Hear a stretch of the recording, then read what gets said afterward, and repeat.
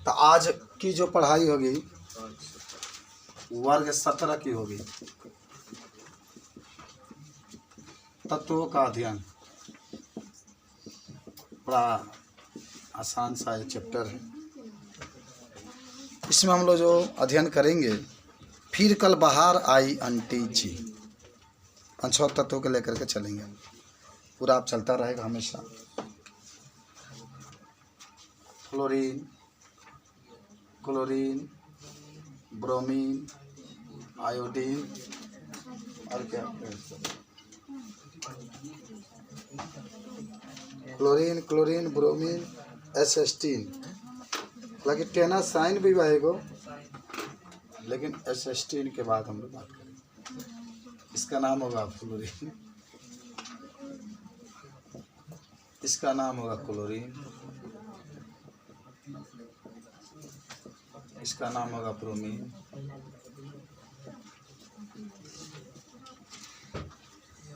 इसका नाम होगा आयोडीन, इसका नाम होगा एस्टेटीन।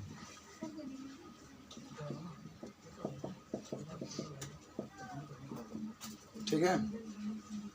आप जानते होंगे इसकी परमाणु क्रमांक होती है 9, इसकी होती है 17, इसकी 35, इसकी 53, इसकी 53 में 32 जोड़ दो 85। आज से हम लोग यही शुरुआत करते हैं। इतने तत्वों के बारे में आज शुरुआत भी करेंगे हम लोग कि वर्ग 17 में जो तत्व आप देख रहे हैं, फ्लोरीन, क्लोरीन, ब्रोमीन, आयोडीन, एसिस्टीन। जो फ्लोरीन है इसका परमाणु क्रमांक 9 है, क्लोरीन का 17 है, ब्रोमीन का 35 है, आयोडीन का 53 है, एसिस्टीन का 85 है। ये सब आप देख रहे हैं और इसके हिसाब से आप बता सकते हैं। अगर आपसे कोई पूछे परमाणु भार, तभी मैं लिखूंगा, लेकिन पहले ये तत्वों के बारे में सबसे पहले आप हेडिंग जानते होंगे। चाहे वर्ग आप 15 के पढ़े हों, चाहे वर्ग 16 के पढ़े हों, चाहे वर्ग आप 17 के पढ़ रहे हैं, तो पहले आपका हेडिंग होता है वर्ग 17 के तत्व कैसे होते हैं।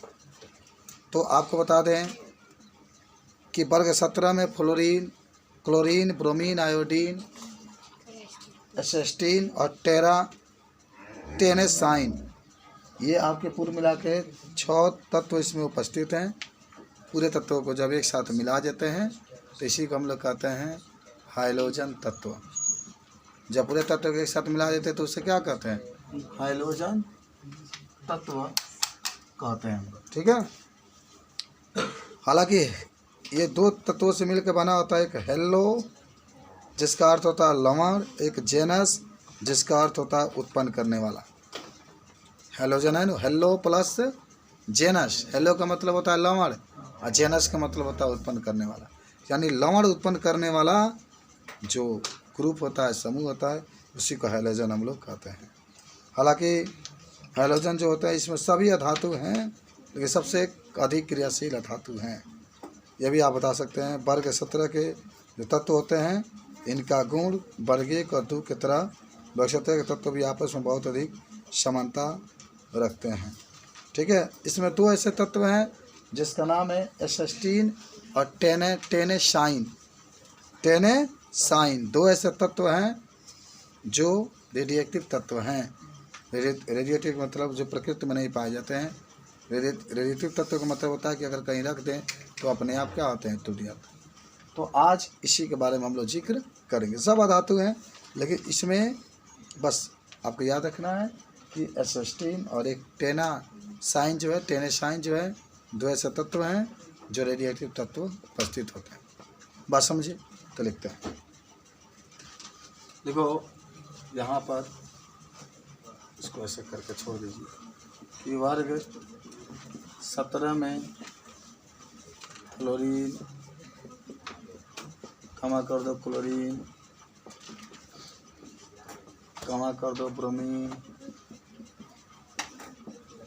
क्षमा कर दो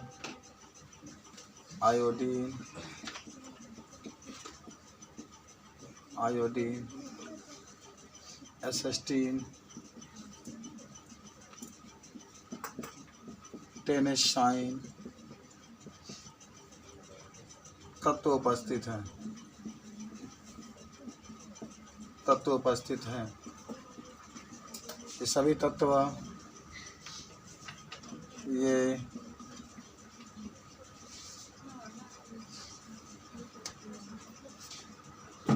आइए, ये सभी तत्व क्रियाशील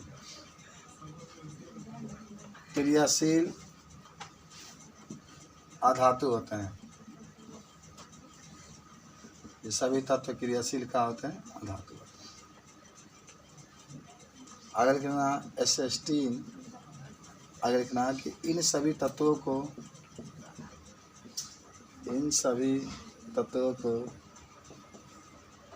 जब एक साथ मिला देते हैं, जब एक साथ मिला देते हैं तो इसे कौन तत्व कहते हैं? हाइड्रोजन।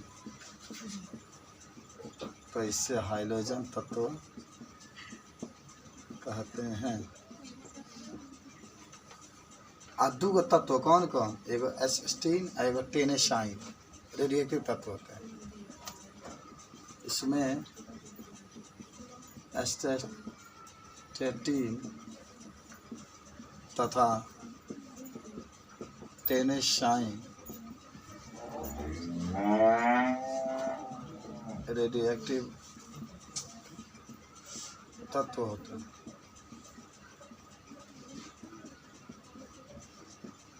रेडियोएक्टिव तत्व मान इसको कहीं रखोगे तो अपने आप टूट जाता है। इसके अंदर एक क्वालिटी है, सब आपको याद हो गया होगा।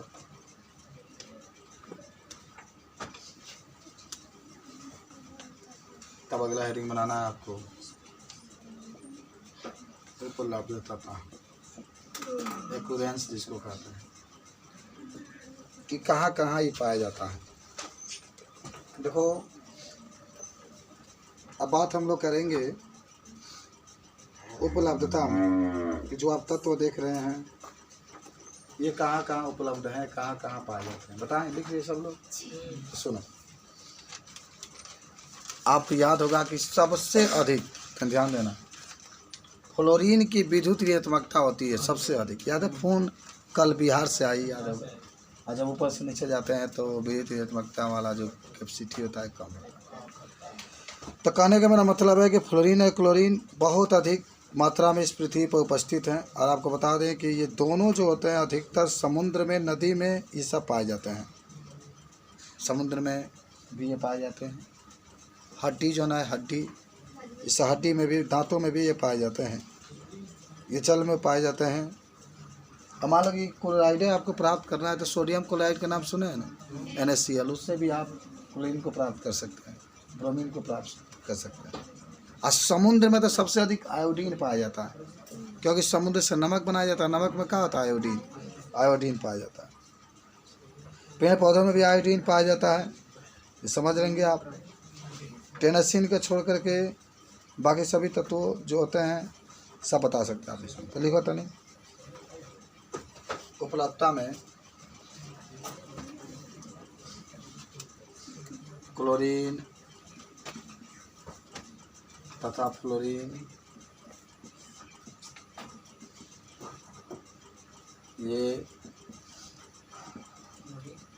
बहुत अधिक क्रियाशील होते हैं। ये बहुत अधिक क्रियाशील होते हैं। ये सभी तत्व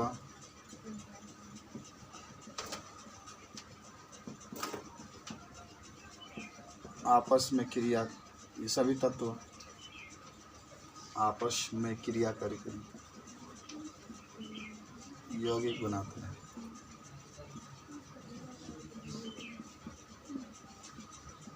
अर्थात ये अधिकतर यौगिक के रूप में पाए जाते हैं।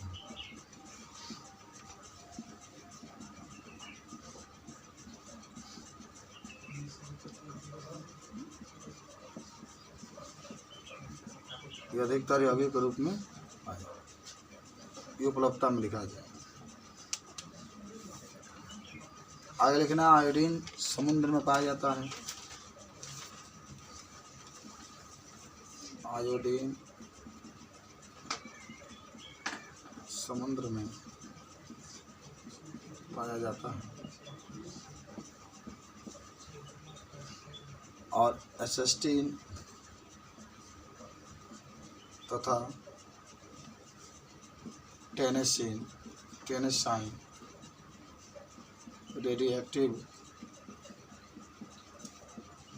तत्व के रूप में पाया जाता है।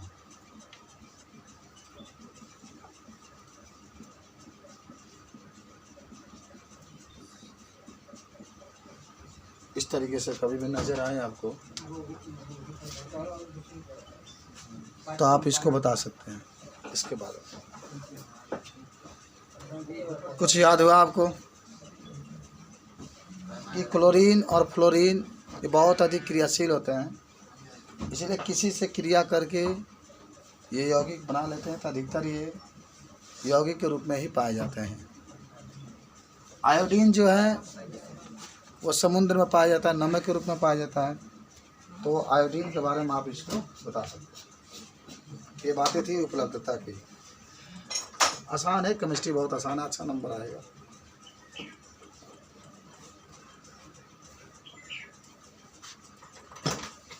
अब हमारी बातें होंगी। एक टेबल बनाया है, इस टेबल में पूरा आपको दिखाया गया है। थोड़ा सा चर्चा हम लोग कर ले, लिख ले सब लोग, मिटा जाए। देखो आप इस टेबल से देख रहे हैं, किताब में देखो ना, अभी लिख रहे हो क्या? देखो यहाँ टेबल में आप देख सकते हैं परमाणु क्रमांक दिया गया है। क्लोरीन का 9, क्लोरीन का 17, ब्रोमीन का 35, आयोडीन का 53, एसिस्टीन का 85। परमाणुविक द्रव्यमान या इसी को परमाणु भार भी कहते हैं। क्लोरीन का 19 है, 35.5 क्लोरीन का, ब्रोमीन का 79.90, आयोडीन का 126.90, एसिस्टीन के 210 होता है।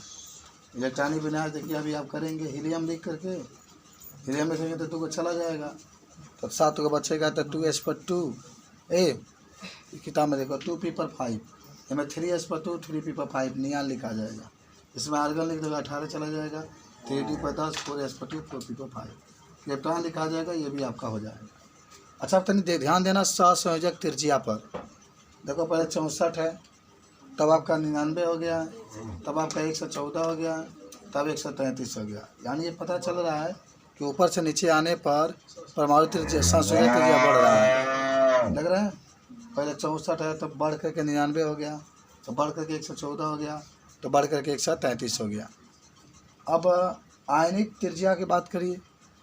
आयनिक त्रिज्या की तो पहले 133 था, 184 हो गया, 196 हो गया, तो ये भी तो बढ़ ही रहा है। जब ऊपर से नीचे आ रहा है तो क्या हो रहा है? बढ़ रहा है।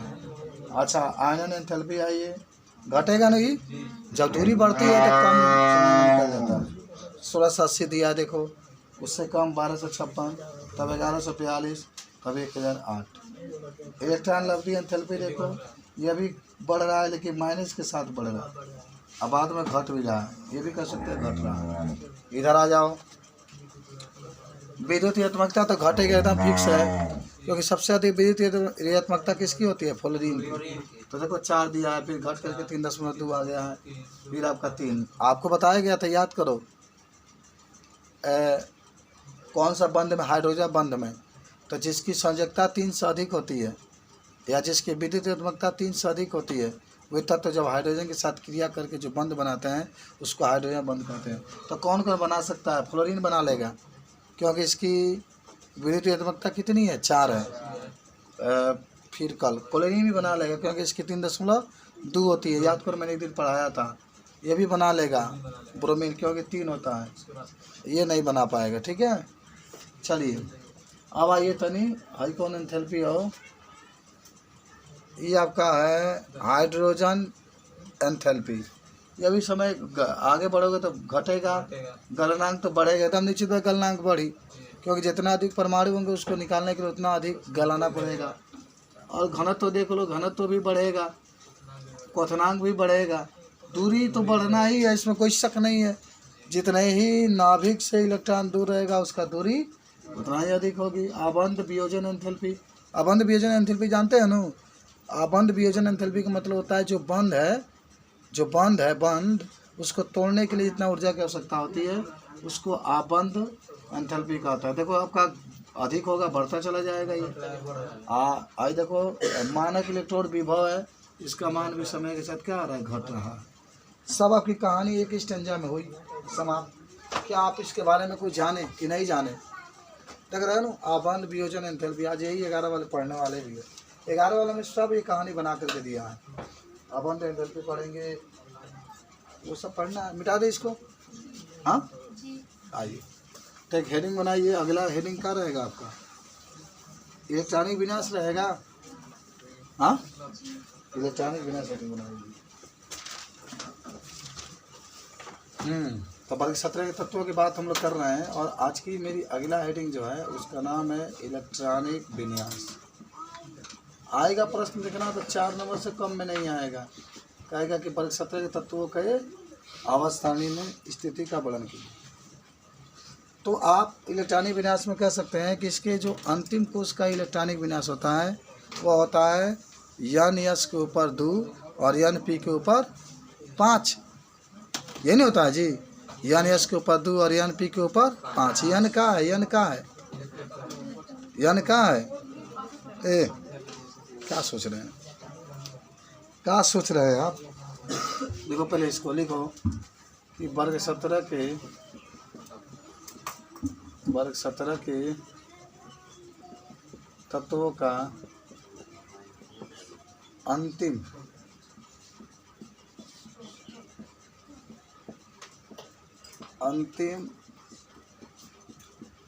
इलेक्ट्रॉनिक विन्यास N(S) के ऊपर 2 N(P) के ऊपर 5 होता है। N(S) के ऊपर 2 और N(P) के ऊपर 5 होता है। कर लो तनी फॉलोइंग के इलेक्ट्रॉनिक विन्यास यारो ब्रोमीन। अच्छा, आपको कि इसमें कौन तो बहुत अधिक पसंद है, बताइए। बताओ, सोच को बताओ, इसमें कौन तत्व आपको सबसे अधिक पसंद है? आयोडीन। आयोडीन ना रही नू है तो घेगा निकली है जाओ झुलाओ तो झुलाओ जेल। हाँ, हीलियम होगा तब 5 गए तो 2 निकल गए तो 5 को बच्चा 7 को बच्चा न तो या 2(S) पर 2 और 2(P) के ऊपर 5।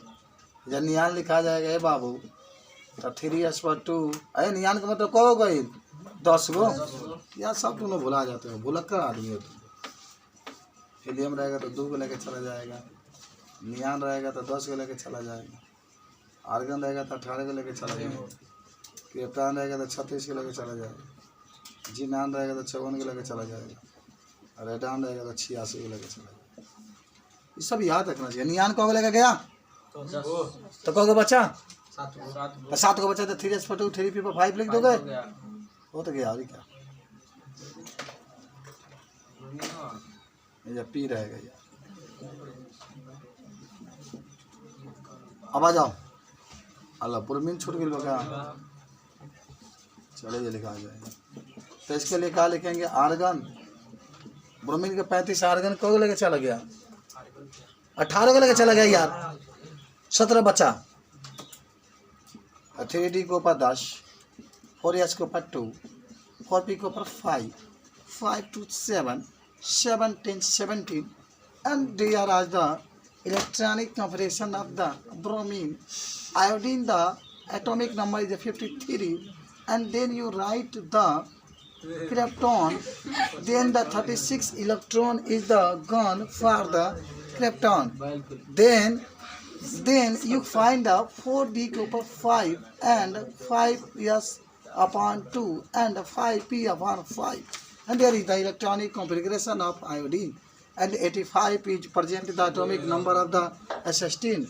Then you write the xenon, and when you write the xenon, that you find the 54 electronic, take the xenon, then you are write the 4f के power 14 and 5d के power 10 and 6s के ऊपर 2 and 6p के ऊपर 5. It is the electronic configuration of the S16.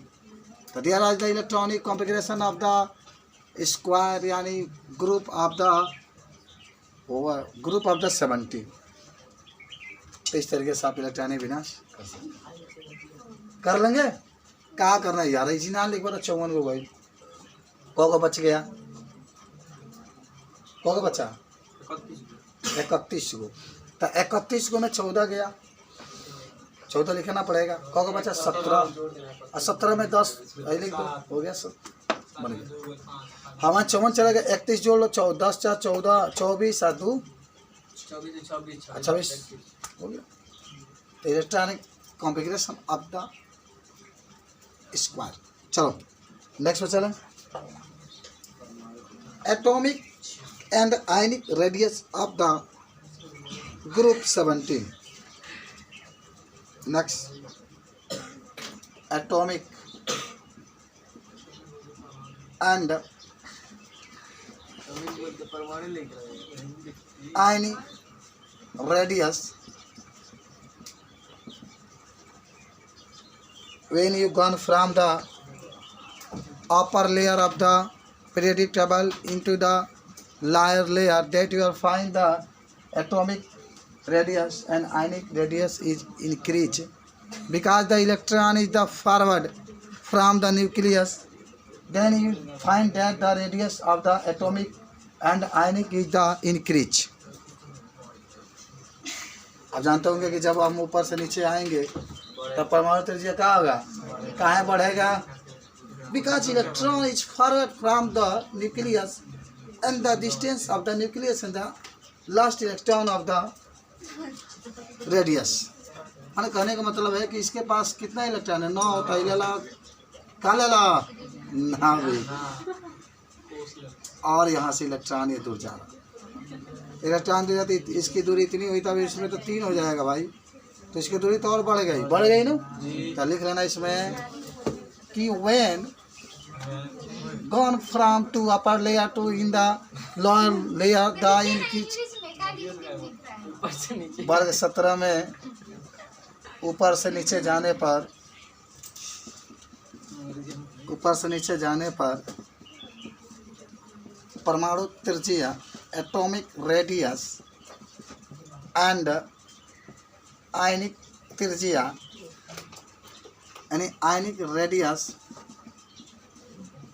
का मान बढ़ता है, का वैल्यू इंक्रीज करता है. मान क्या होता है, बढ़ता है. तो the radius of the atomic and ionic increase from when we are gone upper layer into the lower layer because the electron is forward from the nucleus.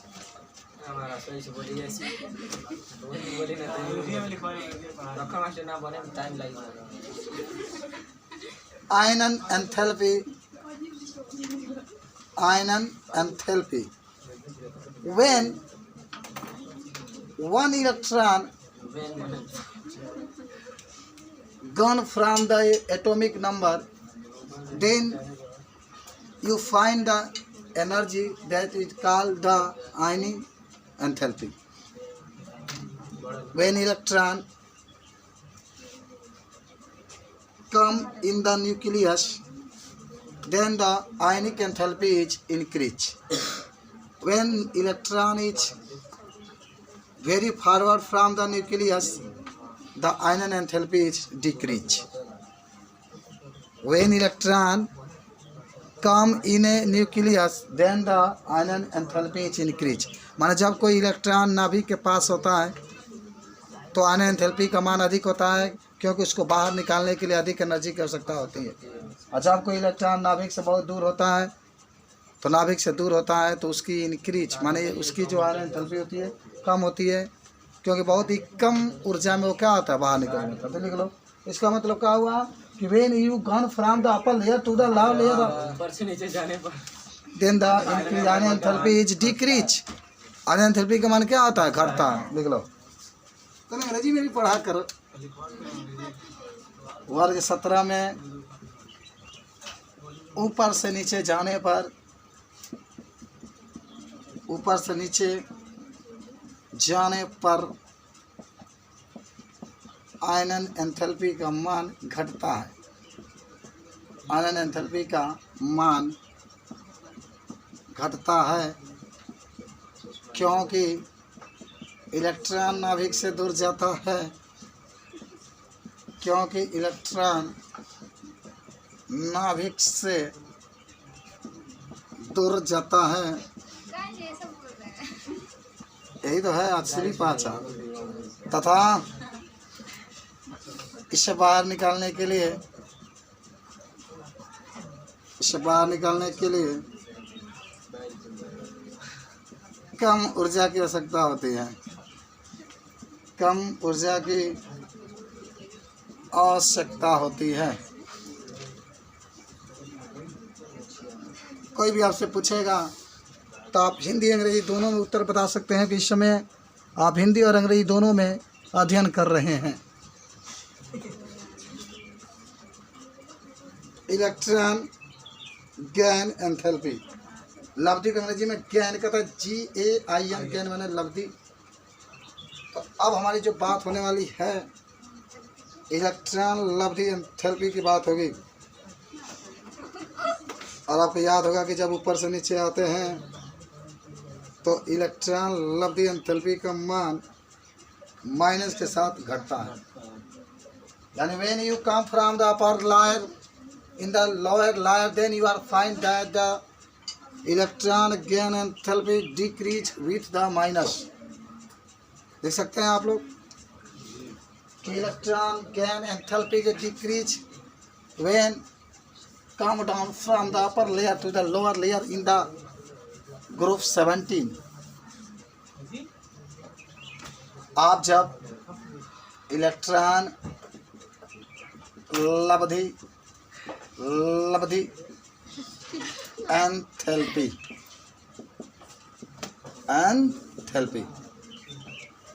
इसका मतलब क्या हुआ कि जब हम ऊपर से नीचे आएंगे तो क्या घटेगा? माइनस के साथ, यानी with minus decrease of the electron gain enthalpy. तो लिख लो कि जब वर्ग 17 में हम ऊपर से नीचे आते हैं, तत्व आता है और हम लोग अध्ययन करेंगे तो हम लोग ऊपर से नीचे आएंगे। तुम अध्ययन करेंगे तुम ऊपर से नीचे आओगे, तुम्हारे पापा अध्ययन करेंगे तुम ऊपर से नीचे आएंगे, तुम्हारी मम्मी अध्ययन करेगी वो नीचे से ऊपर आएगी, ऊपर से नीचे आएगी। जब वर्ग 17 में हम ऊपर से नीचे आते हैं तो इलेक्ट्रॉन लब्धि एंथैल्पी का मान ऋणात्मक के साथ घटता है, ऋणात्मक के साथ घटता है। ये भी आपको याद है? भुला जाओगे? नहीं भुला पाओगे। मेरे इलेक्ट्रॉन लब्धि को तुम तो भुला तो न पाओगे, मैं सुना भी था। अब आते हैं विद्युत ऋणात्मकता, जिसको अंग्रेजी में कहते हैं इलेक्ट्रोनिगेटिविटी। इलेक्ट्रोनिगेटिविटी, विद्युत को इलेक्ट्रो कहते हैं, ऋणात्मकता के जानते ही होंगे। निगेटिविटी कहा जाता है कि fluorine is the very very highest electronegativity and he was situated in the upper in the group 17. The high value of the electronegativity of the fluorine when you come from upper layer for the lower layer in the group 17, that the electronegativity is decreased because the fluorine has high electronegativity. यानी जो fluorine होता है उसका विद्युत एकात्मकता सबसे अधिक होता है ना जी। अरे आप फ़ोन पढ़े थे ना, फ़ोन, तो फ्लोरीन का विद्युत एकात्मकता सबसे अधिक होता है। और जब हम ऊपर से नीचे आते हैं तब विद्युत एकात्मकता का मान क्या होगा, घटेगा, क्योंकि सबसे अधिक इसी का तो होता है। तो लिख लो कि फ्लोरीन का विद्युत ऋणात्मकता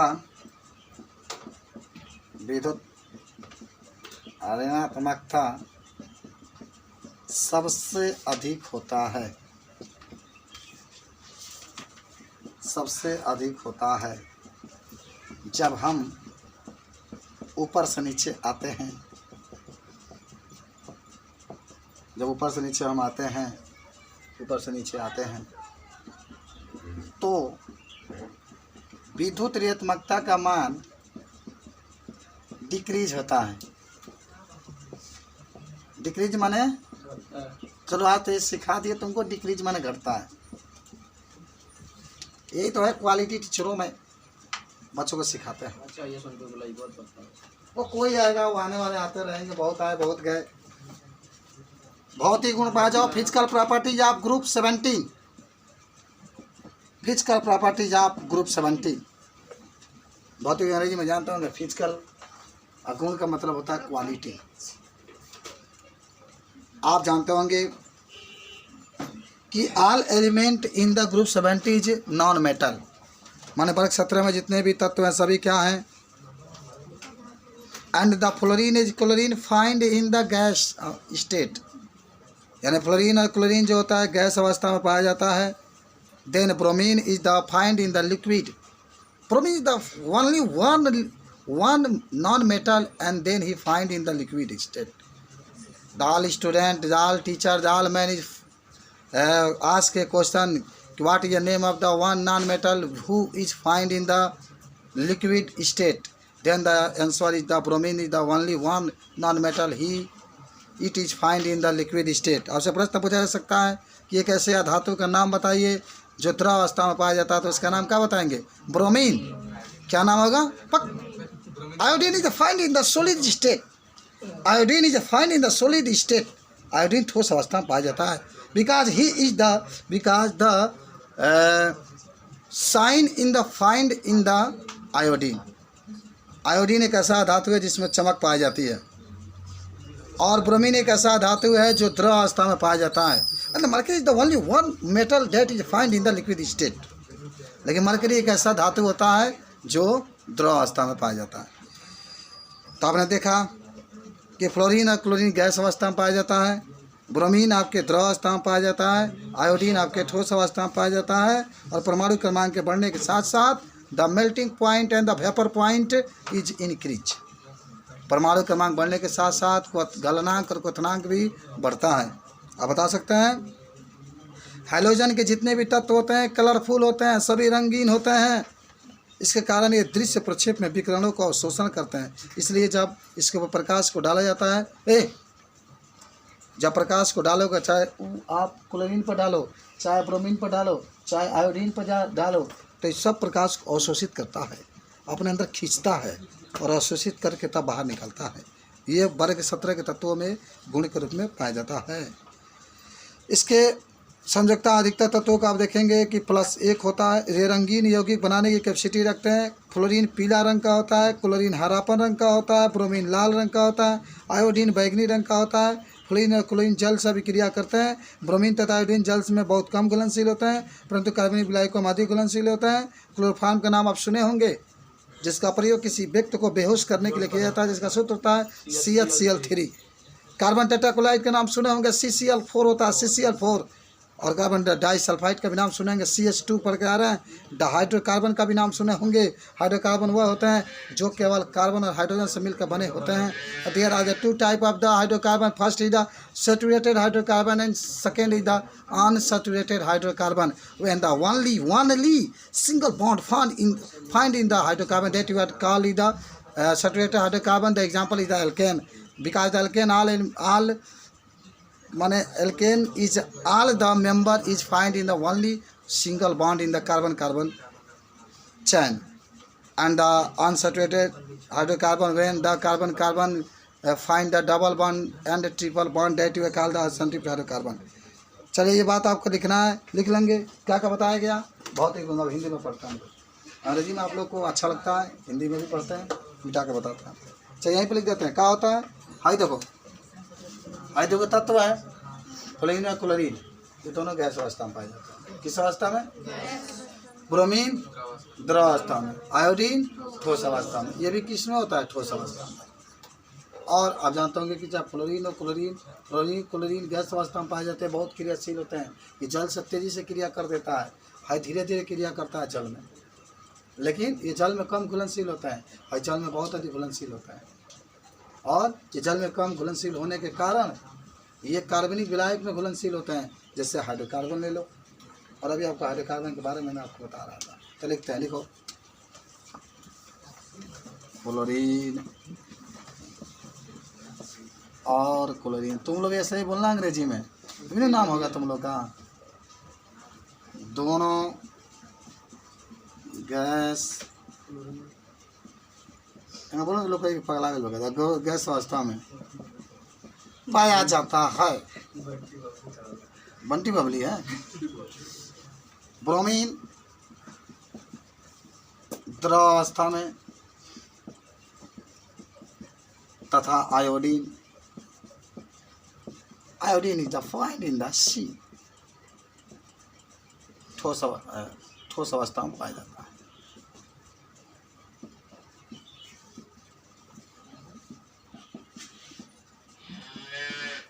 और भी लिख सकते हैं कि परमाणु क्रमांक के वृद्धि के साथ गलनांक और क्वथनांक बढ़ता है।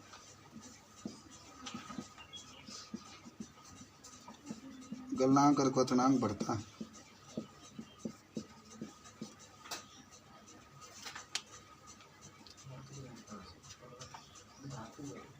ये लिख सकते हैं आप इसमें।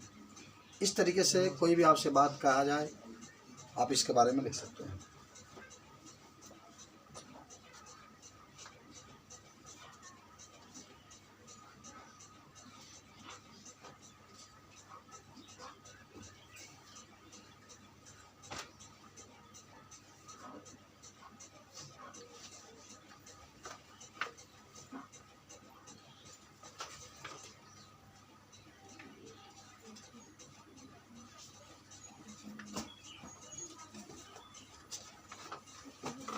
लंबा पाठ है, लिखा गया। अगर ऑक्सीकरण स्टेट अवस्था कहता है तो क्या लिखते हैं हम लोग, ऑक्सीडेशन स्टेट। यानी आप कह सकते हैं कि वर्ग 17 के जो तत्व होते हैं +1 +2 +3 +4 +5 +6 +7 तक ऑक्सीकरण अवस्था को क्या करते हैं, प्रदर्शित करते हैं। लिख लीजिए इसको फटाक से। देखो वर्ग 17 के तत्व अधिकतर -1 ऑक्सीकरण अवस्था को प्रदर्शित करते हैं। वर्ग 17 के तत्व -1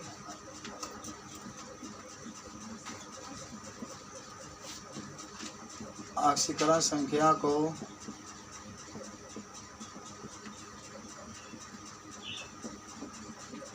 प्रदर्शित करते हैं। क्लोरीन, ब्रोमीन तथा आयोडीन +1 +3 +4 +5 तथा +7 ऑक्सीकरण अवस्था भी प्रदर्शित करते हैं।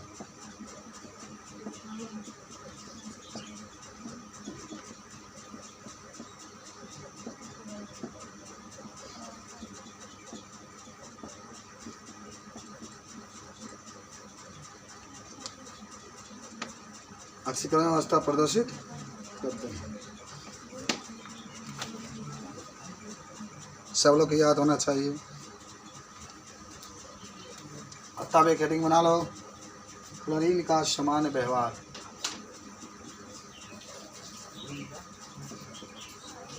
असामान्य non equal behaviour of the fluorine. Fluorine is the very small element in the group 70, and the fluorine is found in the gas state, and the electronegativity of all element is very high of the fluorine. Fluorine, the ion enthalpy is the very low and high,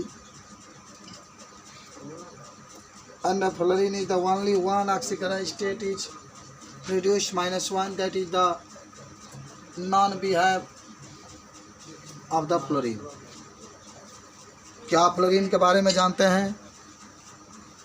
आप लगातार पढ़े हैं, वर्ग 15 में भी nitrogen का समान व्यवहार के बारे में जिक्र किए थे।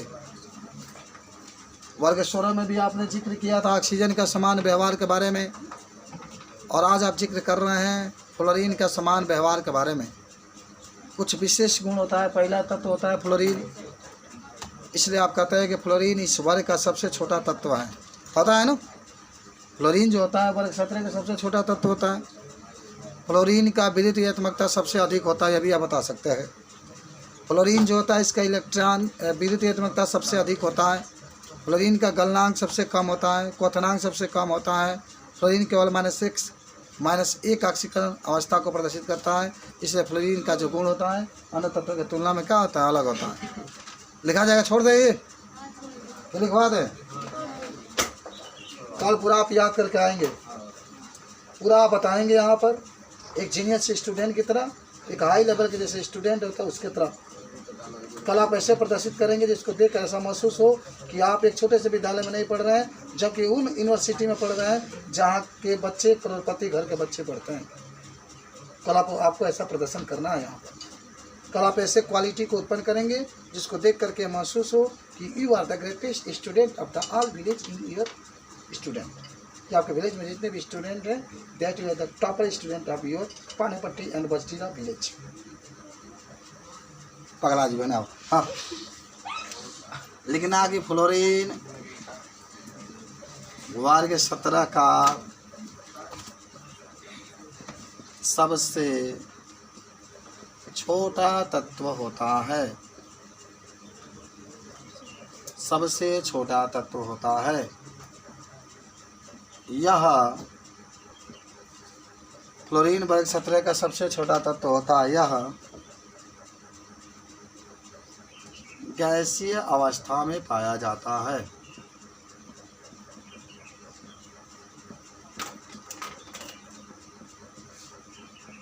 यह गैसीय अवस्था में पाया जाता है। इसका विद्युत ऋणात्मकता सबसे अधिक होता है।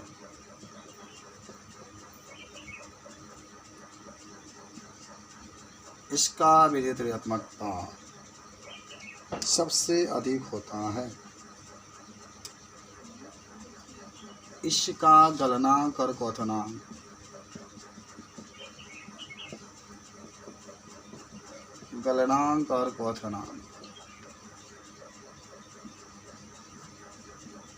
सबसे कम होता है।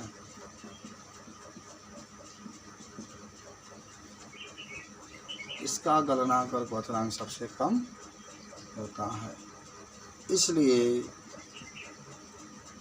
फ्लोरीन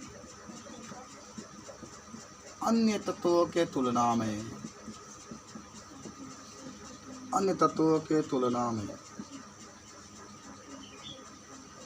असामान्य व्यवहार प्रदर्शित करता है। असामान्य व्यवहार प्रदर्शित करता है।